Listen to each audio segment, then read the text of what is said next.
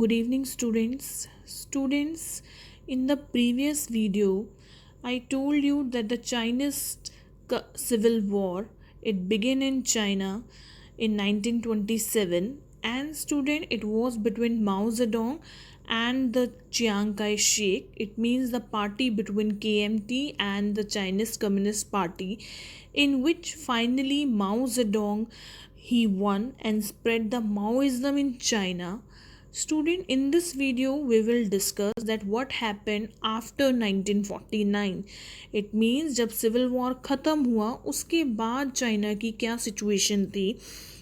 Student, the People's Republic of China government, it was established in 1949 and it was based on the principles of the new democracy and alliance of all the social classes. It means Dr. Sun Yat-sen he also wanted to set up the democracy in China. He finally abolished the Manchu Empire, and in 1912 he declared China the Republic of China. Similarly, bache, in 1949 again the People's Republic of China government was established with the principle of new democracy. It means the China is for all the social classes, not for the rich landlords or the merchants, because KMT was the supporter of mainly the rich person and the landlords. But now in China, the new democracy means the alliance of all the social classes. And student, then after this, the critical area of the economy, it were put under the government control, and the private enterprises and the private ownership of the land they were gradually ended. जो main थे क्या कहते हैं enterprises वो government के under रखे गए, और जो बाकी प्राइवेट ऑनरशिप थी लैंड की या प्राइवेट एंटरप्राइजेस वो धीरे धीरे ख़त्म ही कर दिए गए. And student, this program lasted till 1953 when finally the government declared that it would launch a program of socialist transformation. It means the government finally launched the Great Leap Forward movement in 1958. And student, the great leap forward movement, it was a policy to galvanize the country to industrialize rapidly. It means the focus was to promote the industrialization.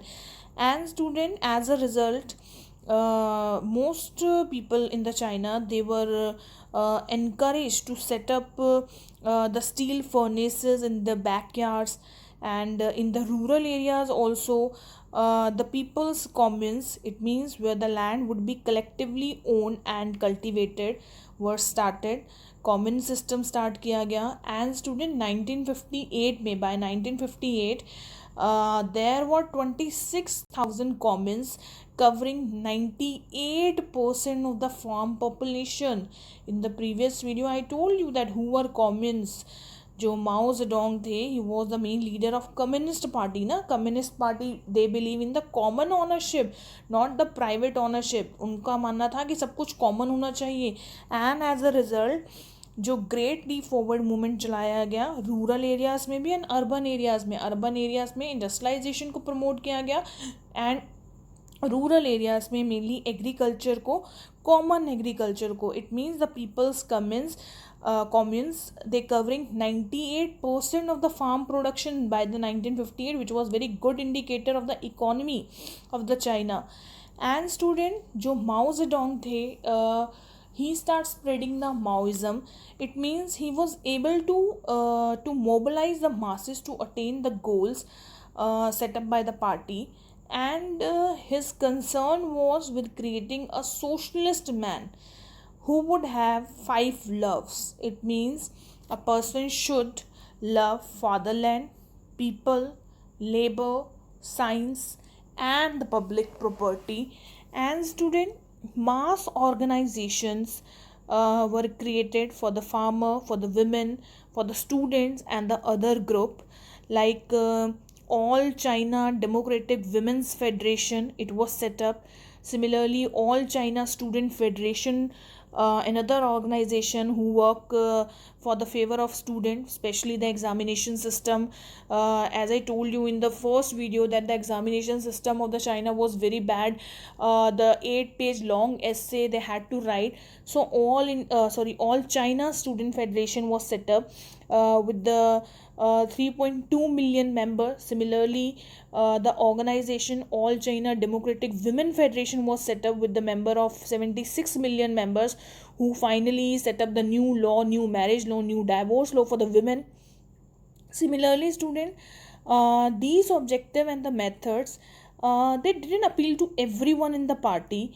And student, in 1953 and 54, some were urging for the more attention to the industrial organization and economic growth. It means Chinese people, they start demanding, like the women organization, like the students organization, there should be some industrial organization who finally focus on the industrial economic growth. So student, Mao Zedong party, he also focus on this, on in these areas also. And student, somewhere हमें पता है कि अगर एक person बहुत अच्छा काम कर रहा है तो जो उसके क्रिटिसाइज है, मतलब उसके काम को क्रिटिसाइज भी किया जाएगा. And as a result student, the conflict between the Maoist, they wanted to create a socialist man. So conflict होना शुरू हुआ माओइस्ट के बीच में ही. जो माओ जेडोंग के मेंबर्स थे उनके बीच में ही एक तरह का कन्फ्लिक्ट होना शुरू हुआ. And finally the great proletarian culture revolution they started in 1965 to counter the critics. उन्होंने एक रेवोल्यूशन स्टार्ट किया, the great proletarian cultural revolution. And student, the red guards, mainly the students, the army, they were used for a campaign against the old culture, old custom and old habits. Students, professionals, they were sent to the countryside to learn from the masses. Ideology was more important. It means being communist was more important than having the professional knowledge. So somewhere the Mao Zedong and their members, they finally control the situation, क्योंकि एक time पे उनको भी criticise का सामना करना पड़ा था चाइनीज़ के थ्रू. लेकिन उन्होंने बच्चे चाइना की एजुकेशन के लिए और चाइना की डेवलपमेंट के लिए बहुत सारे काम किए. और उसमें से जो मेन था, that was the great proletarian cultural revolution, in which the student and the professional were sent to the countryside to learn from the masses. और सिर्फ कम्युनिस्ट होना ही इम्पॉर्टेंट नहीं था, इसके अलावा having the professional knowledge is also important. So students, I hope this topic is clear to you.